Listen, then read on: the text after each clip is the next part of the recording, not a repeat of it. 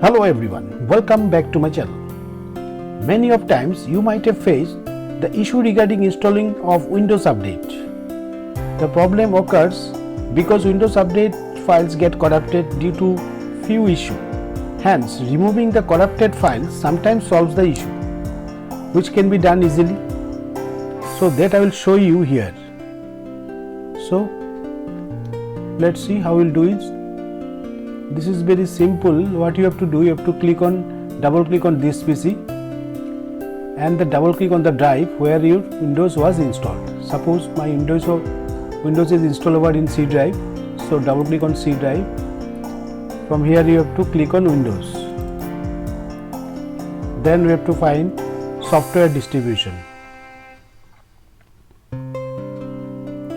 This is software distribution. Double click on this, and after that you have to double click on download folders. Deleted all the files and folders in this directory. Okay, right click and you can select and delete all the files from here. In case you can't delete this, please try to boot Windows into safe mode and then try deleting the files. So after that you have to restart your PC and then try running the Windows Update again.